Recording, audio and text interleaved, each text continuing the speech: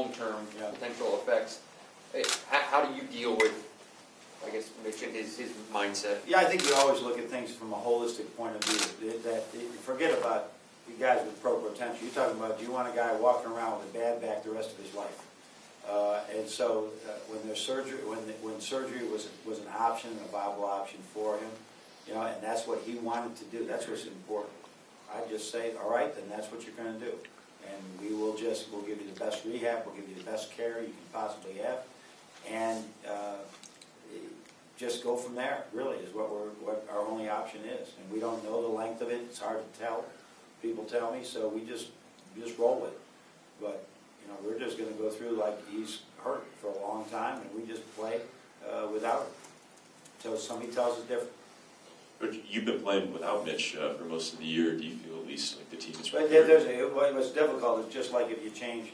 We were one of the options we wanted this year was to play through him more, and so we were preparing for that in the summer, in the spring, and then all of a sudden the injury comes, and now we can't do that.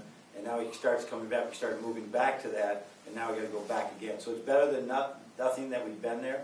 At the same time, it is we have to change a little bit some things that we're doing. I think you said last week you put to bed the Mark Donnell red shirt. Does that change at all? Yeah. No, not really. No, not really. We're going to go with those three that are right there. I think we have to have another injury to do anything with that. Was it considered or discussed at all? Not for very long. No, Mark is in a good place right now. That he is getting better. He's getting better. But at this stage of the game, there would have to be something significant for him because he's really going to be a good player, but not yet. John, you'll see it right away with Dunzinski and Holy Cross. Yeah. Probably a big man. Yeah. Horford and Morgan. I mean, how much now is staying? Oh, it's really important. You know what was good is Jordan Morgan has won a Big Ten championship. He led a team picked 11th or 12th in the Big Ten to a NCAA tournament. He's played a lot of games and a lot of minutes. And I think with him, he needs minutes to get back to where he was, and he could never get that last year. So excited for him and John Horford and Max as well. The thing is now, a scout team, Max doesn't get the reps. We don't have enough players for a scout team, so they'll be hard, but at the same time, Max will have to perform. He'll play probably in every game going forward. After reviewing the Stanford film, obviously you don't want your three players remaining there picking up 14 fouls. Yeah. Was that something that on film you Well, I think there was two. I think the game was called very closely, and it was consistent both ends. I haven't seen a game called that closely yet. So part of that was being overly aggressive or they had bad position. Stanford's height, and their post-up game.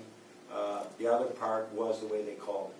And so we have to be able to adjust either way in the middle of the game. That's one thing you're never certain of is the way the game could be called.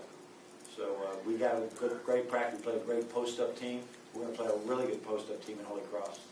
And having played just one game a week for the last few weeks here, is it going to be sort of a difficult adjustment for the team now that it's going to the Big Ten? I think they got a couple of days off for Christmas, and I think that we practiced well the last couple of days. But obviously we're in a mode right now of people playing, different people in the mix. And as a result, we just got to keep growing through it. But we'll have our hands cut off, or our work cut off for us tomorrow, without question. Looking back at the preseason, when you're installing your stuff, working on the stuff you don't have Mitch put in the back of your mind, okay, eventually this is going to look differently because Mitch will be there. How much different is what you plan on doing knowing that he's not there? Yeah, it was because I think most of September, a guy as a guy who's had a bad back on a couple of occasions, he even missed a game one time because of it. I thought, okay, tomorrow Mitch's going to walk in the room and he's going to be fine.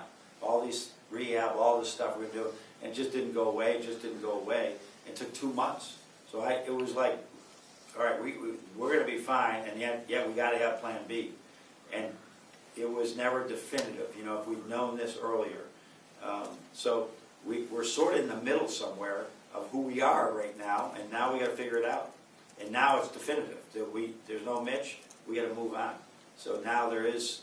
That's the only relief in this thing is we can be definitive in what we're trying to do.